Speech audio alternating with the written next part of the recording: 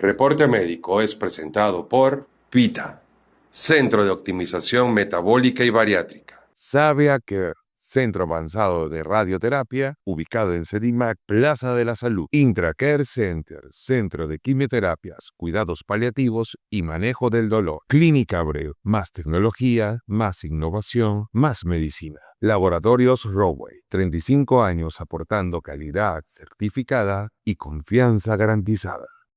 Sibionic, monitor continuo de glucosa más innovador y confiable del mercado. Distribuye Bionex.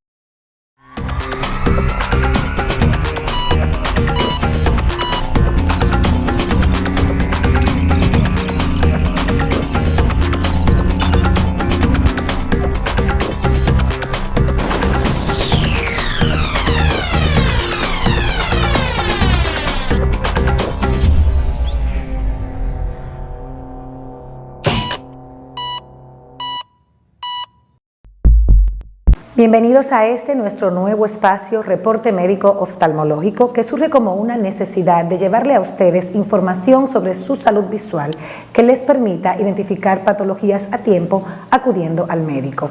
En este primer encuentro me hago acompañar de una colega muy apreciada, la doctora Linet Arseno, especialista en segmento anterior y córnea. Yo, una servidora, la doctora Ginidad, especialista en glaucoma y segmento anterior, me siento más que complacida de poder ofrecer esta opción de información a todos ustedes. Amiga, hola, ¿cómo estás? Muchísimas gracias por tenerme en este espacio. La verdad que muy emocionada. Es tuyo. A partir de este momento quiero que sepas que es un espacio abierto donde cada vez que quieras puedes venir para compartir conmigo y con nuestros pacientes la información que todos necesitamos. En este día de hoy vamos a hablar un poquito sobre tu quehacer cotidiano, en eso que eres muy buena, que es la cirugía refractiva y la cirugía de córnea, y vamos a iniciar preguntándote si puedes amablemente describir ante todos nosotros qué es la cirugía refractiva y en cuáles casos está indicada. La cirugía refractiva son todas las opciones que tenemos para corregir los errores refractivos que hay en el ojo, ya sea miopía, hipermetropía, astigmatismo, incluso la presbicia, y a veces podemos combinarlo con la corrección de las cataratas. Muy bien. ¿Cuáles son los diferentes tipos de cirugías refractivas que existen y en qué momento tú las seleccionas? Okay. Tenemos cirugías que son sobre la córnea, que son para corregir usualmente en pacientes menores de 40 años porque aún no tienen presbicia, y corregimos los defectos refractivos más comunes: astigmatismo, miopía, una combinación de las mismas, y lo hacemos con láser por lo general. En esos casos podemos corregir esos defectos sin hacer ningún procedimiento que sea intraocular. Ya cuando hay cataratas podemos corregir esos defectos y al mismo tiempo eliminar la catarata al combinarlo con una facorrefractiva. Y ya entonces eligiendo un lente que me pueda eliminar esos defectos refractivos y al mismo tiempo eliminar la catarata. ¿Qué es una cirugía facorrefractiva? Que tú y yo sabemos que eso es lo que los pacientes siempre van buscando al consultorio, los mayores de 40. Sí. Cuando ya pasan de los 40 años, que hay un componente de presbicia, sabemos que el paciente se queja de varias cosas, no solamente de que no me puede ver bien de lejos o bien de cerca, pero que encima ya no puede leer sin lentes. Entonces, en esos casos nosotros queremos corregir con una facorrefractiva, sobre todo si el paciente tiene ya más de 50 años aproximadamente, o si es un hipermétrope importante y no tiene buena visión de cerca, pues podemos utilizar la facorrefractiva para que de ahí en adelante ya el paciente no necesite una cirugía intraocular, porque le vamos a eliminar el cristalino, que es el lente con el cual nosotros usualmente enfocamos y desenfocamos, y este viene, como yo digo a mis pacientes, de fábrica, de nacimiento, pero con la edad va perdiendo la flexibilidad y la transparencia, de manera que podemos corregir tanto la presbicia como los defectos refractivos en un solo procedimiento. Amiga, ¿cuál es la diferencia entre LASIK, PRK y la cirugía SMILE? El LASIK, PRK y cirugía SMILE son cirugías que se hacen sobre la córnea, se hacen con láser y se hacen para cambiar la curvatura de la córnea. ¿En qué edad indicamos esta cirugía? Que es importante que los pacientes identifiquen esto. En estos casos yo prefiero hacer este tipo de cirugía en pacientes menores de 40 años porque no tienen el componente de la presbicia, y es una manera de yo eliminarle los lentes y que se hagan independientes de lentes para todo, tanto para cerca como para lejos. Ya después de los 40 años esos pacientes van a necesitar un lente de cerca y no van a hacer una independencia completa. Sí, yo te hago la pregunta de manera muy enfática porque sabemos que los pacientes a veces de 58 hasta 63 años van al consultorio deseando este tipo de opciones cuando no es lo más viable para ellos ni es lo que les conviene. Por eso acabamos de escucharlo de boca de un subespecialista de que este tipo de cirugías es mejor en pacientes por debajo de los 40 años. ¿Cuáles son las ventajas y las desventajas de las técnicas de cirugía refractiva? Como son muchas, yo diría que hay que separarlas, pero digamos que sobre todo las que son sobre la córnea, la ventaja es que por lo general curan bien rápido. Son cirugías en las cuales la recuperación es bastante corta, por lo general de 24 a 72 horas, a veces hasta una semana como mucho, pero lo usual es que sean 24 a 48 horas. Son cirugías en las cuales uno puede eliminar una combinación de defectos refractivos, por lo general miopía y astigmatismo. Ya hoy en día la hipermetropía no la corregimos con cirugías refractivas sobre la córnea, porque sabemos que hay una regresión y que el resultado no es permanente. Entonces, en esos casos, pues decidimos ya otras opciones, que son como la facorefractiva, cuando aplican. ¿En qué momento le ofreces a un hipermétrope una facorefractiva?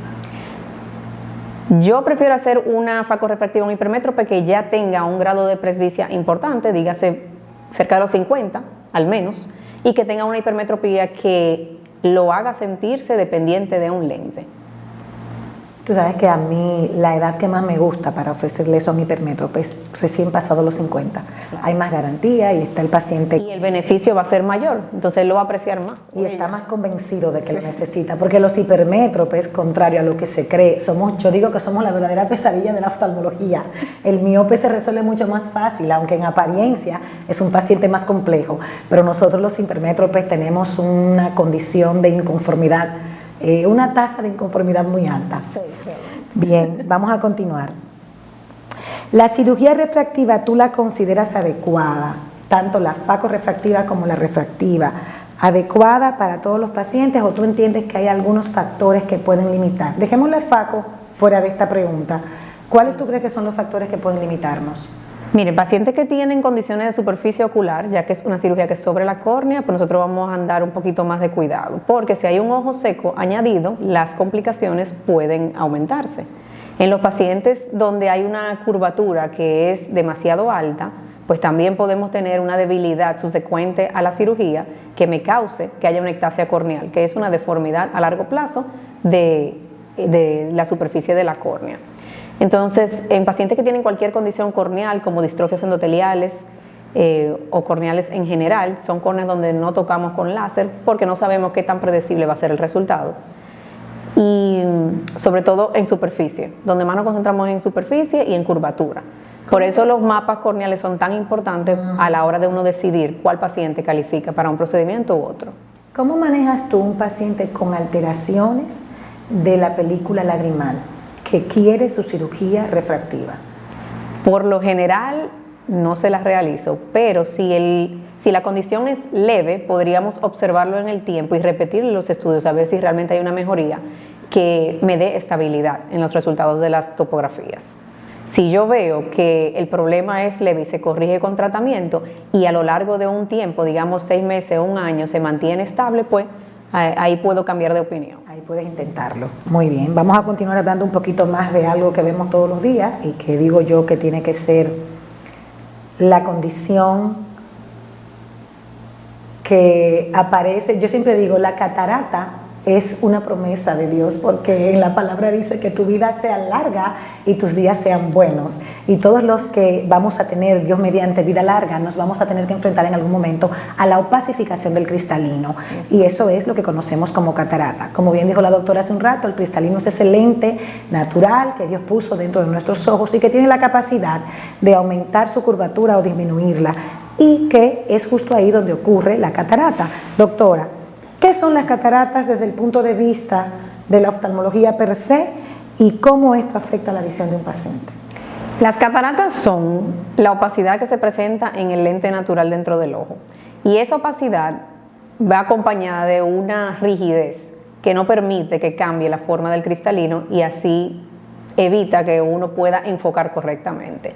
De manera que con el tiempo y con algunas condiciones añadidas, pueden ser enfermedades metabólicas o algunos o consumo de algunas sustancias, por ejemplo la nicotina, pueden avanzar la progresión de la misma, aunque todos la vamos a tener, como bien la doctora dijo, ya sea por una condición añadida o por la longevidad del paciente va a desarrollar cataratas.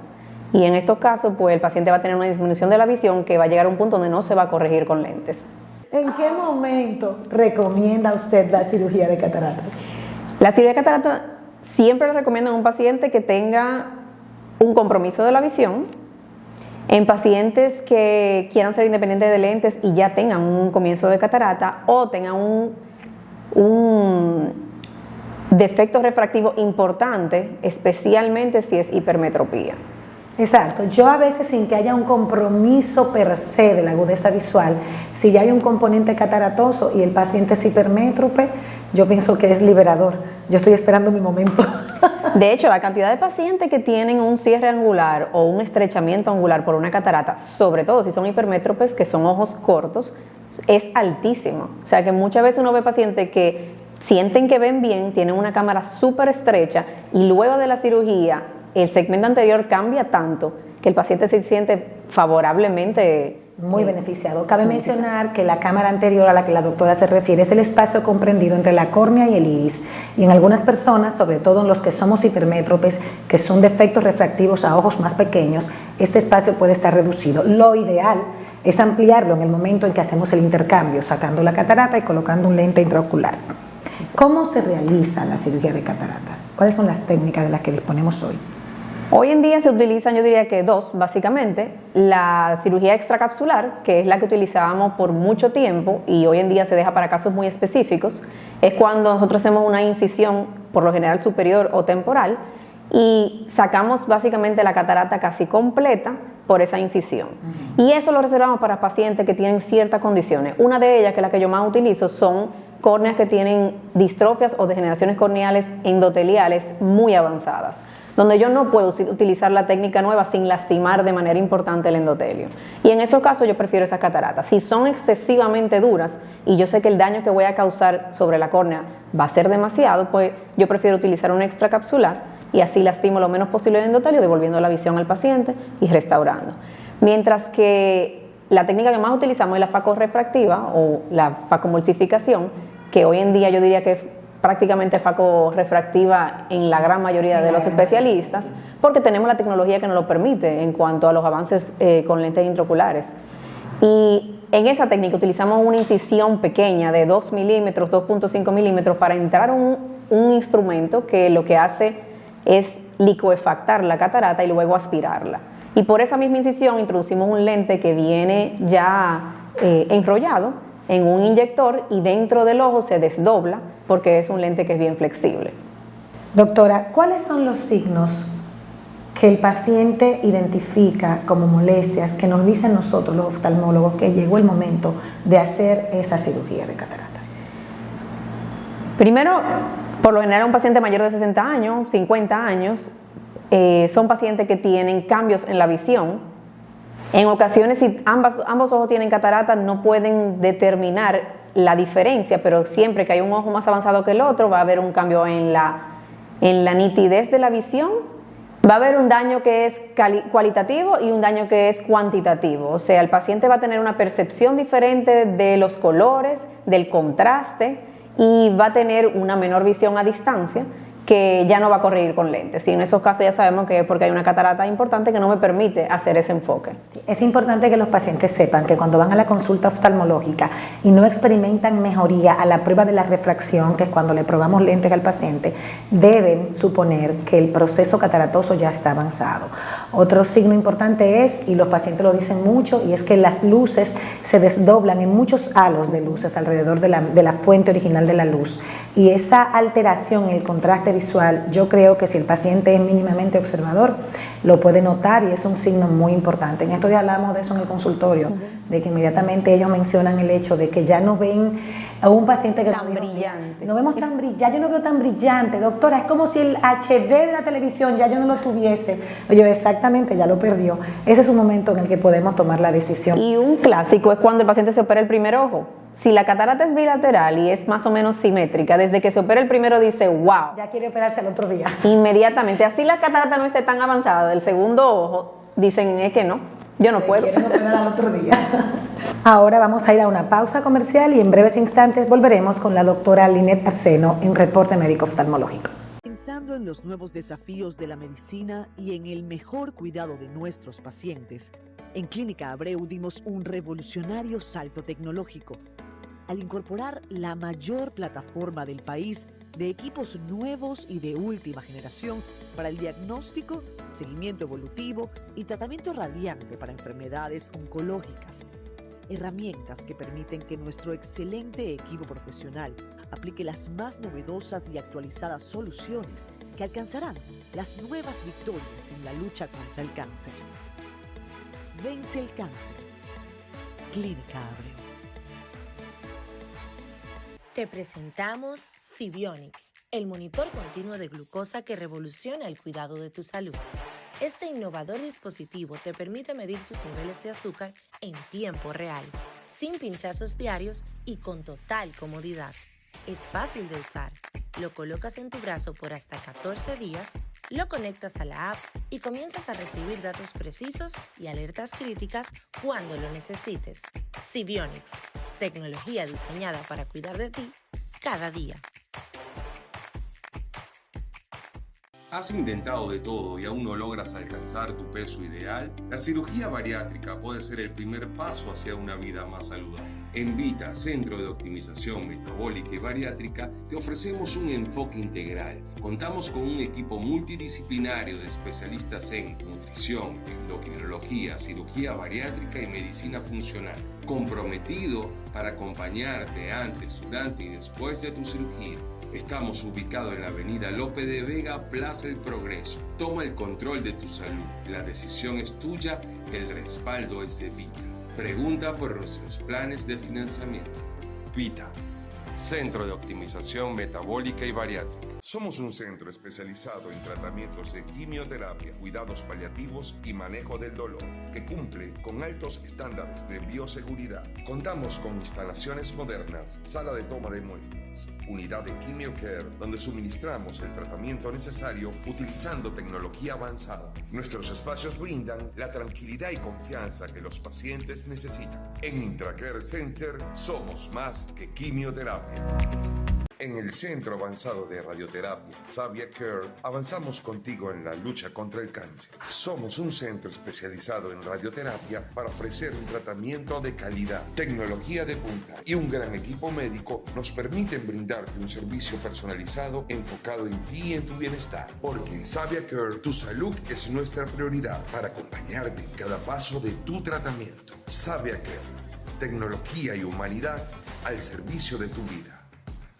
Estamos de regreso en compañía de la doctora Lynette Arseno, especialista en córnea y cirugías de catarata. Ahora vamos a hablar un poquito sobre, digamos que tu pasión, que es la córnea y el trasplante de la misma. ¿Qué es un trasplante de córnea y cuándo tú lo consideras necesario? Un trasplante de córnea es cuando hacemos un cambio, ya sea una sustitución, ya sea de una capa o de varias capas o todas las capas de la córnea. ¿Cuándo lo hacemos? Cuando se pierde la transparencia de la córnea y no hay forma de mejorarla con tratamiento tópico conservador. Entonces, en esos casos, ya sea porque hay una capa que está edematizada o una capa que tenga algún depósito o alguna cicatriz, pues entonces hacemos un cambio de la córnea. En ocasiones también tenemos cambios de la curvatura que son excesivamente altos, como el queratocono, que son degeneraciones ya corneales, y queratoglobo, y en esos casos ni siquiera con lente de contacto, cuando son extremos, se puede mejorar la visión. Entonces, como no tenemos otra opción, pues lo que hacemos es sustituir la córnea. A pesar de que se encuentre transparente, no está reflejando de manera correcta la luz para tener un buen enfoque visual, y por eso la cambiamos. La siguiente pregunta de alguna manera como que ya la respondiste, pero yo quisiera puntualizar. ¿Cuáles son las indicaciones específicas y puntuales desde tu punto de vista y en tu práctica cotidiana para un trasplante de córnea? Entonces serían los casos donde yo no tenga transparencia total de la córnea, donde no pase la luz de manera correcta, ya sea porque se difracte por un cambio en la curvatura o porque no haya un paso por una opacidad puntual en la misma. ¿Cómo han mejorado las técnicas de trasplante de córnea en los últimos años? Yo te diría que especialmente en los últimos 15 años ha mejorado dramáticamente porque cada vez podemos hacer un intercambio de partes más pequeñas. Es decir, antes no podíamos hacer un trasplante que fuese meramente endotelial. Y son los casos donde son menos invasivos y por esa razón es muchísimo más rápida la recuperación. La tasa de éxito en el trasplante Es sumamente alta. Depende mucho más de la destreza del cirujano hoy en día. Porque si el tejido tiene la calidad deseada dentro de los parámetros que están estandarizados, la verdad es que la tasa de éxito es sumamente alta, es casi un 100%. Ya que estamos hablando del trasplante endotelial, ¿cuáles son los tipos de trasplantes corneales que existen? Tenemos trasplante total, que son las queratopatías penetrantes, donde se quitan todas las capas y se reemplaza por una córnea donante completa. Tenemos las que son lamelares, que ya es por capas. Como la córnea tiene 5 capas, podemos hacer una donde se sustituya tanto el estroma como el epitelio y algunas de las capas de las membranas de la córnea, preservando solamente la parte más interna, que es la Descemet, el endotelio, y la Descemet. Y en esos casos solamente cambiamos la parte más gruesa que la externa. En las degeneraciones, los cambios de curvatura, utilizamos esa técnica. En las cicatrices que son externas, pues utilizamos esa. ¿Por qué? Porque la parte más interna, que el endotelio, tiene una función metabólica que es muy importante y es mantener la córnea transparente. Si está intacta y está sana, esa capa deseamos preservarla. Ahora, si hay un daño que me comprometa todas las capas o que me comprometa básicamente la interna y parte de las externas, pues hacemos un cambio completo. Mientras que si la afección es solamente del endotelio, pues yo voy a hacer un raspado, por así decirlo, de la parte más interna, un rasgado, y voy a colocar lo que es el análogo a una rebanada de la córnea, que es sumamente delgada. Ya hay formas de medirla y hacer cortes que son micrométricos, de 50 micras y hasta menos, y hacer trasplantes ultra finos, y por eso la recuperación es sumamente rápida. Yo he tenido pacientes que a la semana me están viendo 20-50, como si fuera una cirugía de catarata, pero es un trasplante corneal. Un trasplante corneal. Y está viendo súper bien. Gracias a Dios podemos contar con eso.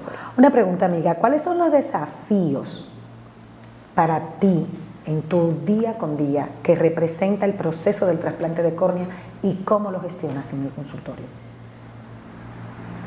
Vamos a ver, hay varios. Uno que yo creo que sea el más importante es la seriedad con la que el paciente toma el tener una cirugía de trasplante de córnea. ¿Por qué? Porque no es como cambiar la pieza de un carro. Yo cambié una goma y si quiero un repuesto lo voy a cambiar dentro de 6 meses. No.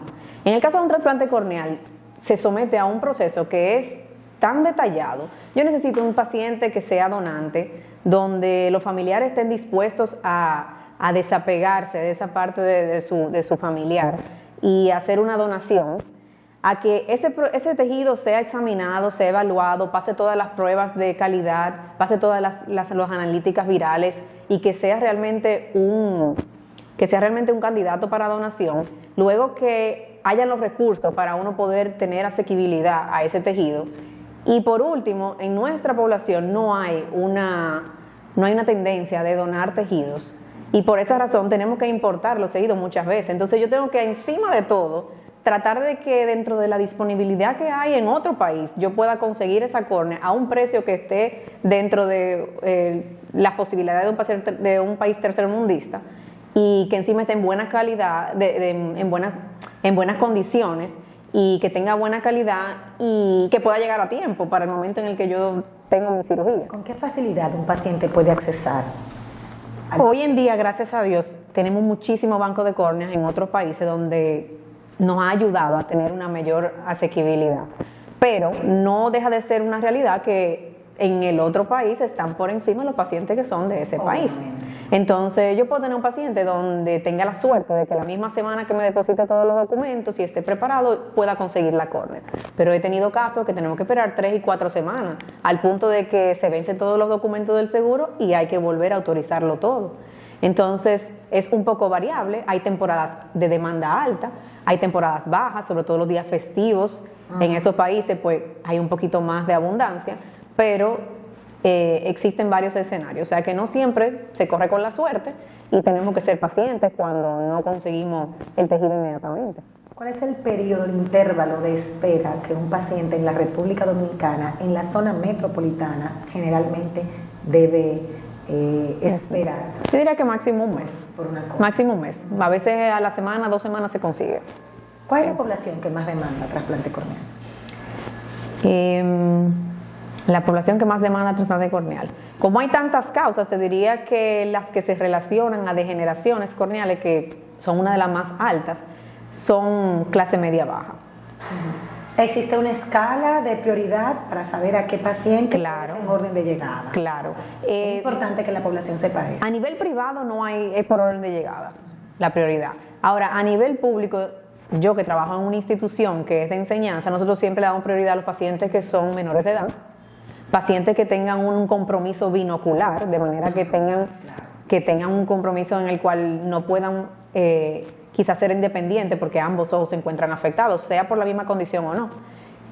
Pacientes que sean más jóvenes siempre tienen prioridad, sobre todo si son menores de edad, pacientes pediátricos. Excelente. Yo te voy a hacer una preguntita ahora un poquito fuera del tema central de lo que es la córnea. ¿Qué te motivó a ti a hacerte oftalmóloga? Bueno, es un poco curioso porque yo no iba a ser oftalmóloga.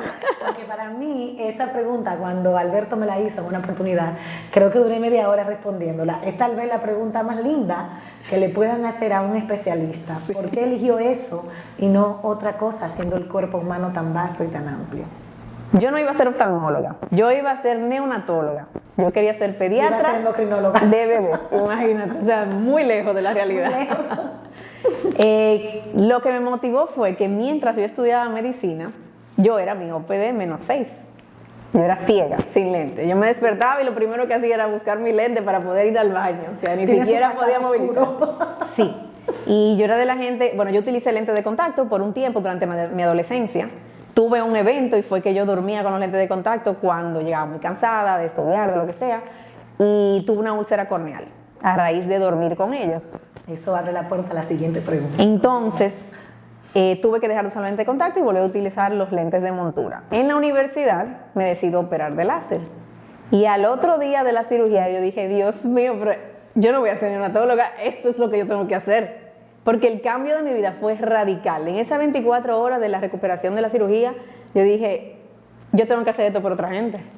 Fíjate que yo conozco muchos oftalmólogos, yo estoy incluida en ellos, aunque no yo como paciente, pero sí mi hijo, que todos, o una gran cantidad de nosotros, tienen experiencias muy personales en las cuales la oftalmología los tocó de manera directa, y eso fue lo que... Yo también tengo mi historia personal que me lleva a la oftalmología y yo ignoraba por completo que tú también lo habías vivido.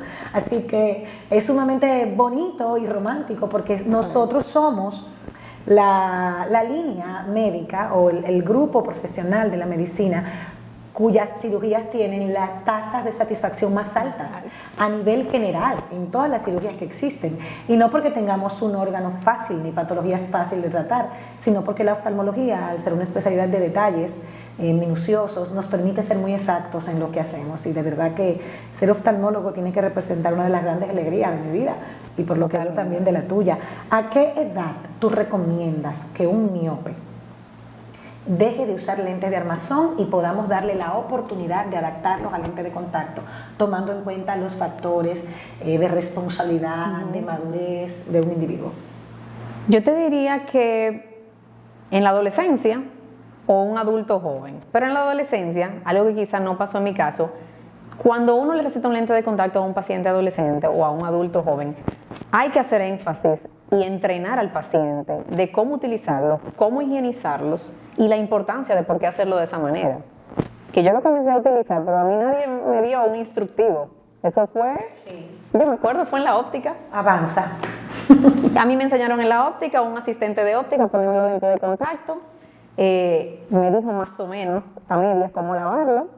Y la verdad es que yo hubiese querido tener la orientación de un oftalmólogo y haber acudido a un oftalmólogo a buscarlos. Y eso nos permite hablar de ese tema brevemente. La adaptación de un lente de contacto es la labor de un oftalmólogo. No lo hagan de manera independiente, ni siquiera lo hagan bajo las condiciones específicas. Hay optómetras que están muy preparados, lo reconocemos, y esos optómetras siempre están trabajando de la mano de un médico. Así que acudan al corneólogo a la hora de adaptar un lente de contacto. Se lo digo yo como oftalmóloga glaucomatóloga, el corneólogo es el profesional ideal para estos episodios. Finalmente, amiga, quiero agradecerte que hayas venido. Este es nuestro primer podcast de Reporte Médico Oftalmológico y tuvimos el honor de hacerlo contigo. Quiero que ahora le digas a nuestro público dónde te encuentras y dónde pueden acceder a tu servicio. Doquiera que estés, porque toda la población debe tener acceso a un buen profesional. Bueno, yo soy docente en el Centro Cristiano de Servicios Médicos, en el Hospital Elías Santana de los Alcarrizos, bien llamado Los Americanos, y allá es donde entrenamos especialistas para ser oftalmólogos y luego subespecialistas en todas las áreas. En mi caso, yo estoy en córnea, catarata y cirugía refractiva. Estoy a nivel privado en el Instituto contra la Ceguera, INCOSEGLA, y estoy en Novo Centro, en Visual Eye Clinic, a su servicio. Muchas gracias. Gracias por tenerme. Reporte Médico es presentado por PITA, Centro de Optimización Metabólica y Bariátrica. Savia Care, Centro Avanzado de Radioterapia, ubicado en Sedimac, Plaza de la Salud. Intracare Center, Centro de Quimioterapias, Cuidados Paliativos y Manejo del Dolor. Clínica Abreu, más tecnología, más innovación, más medicina. Laboratorios Roway, 35 años aportando calidad certificada y confianza garantizada. Sibionic, monitor continuo de glucosa más innovador y confiable del mercado. Distribuye Bionex.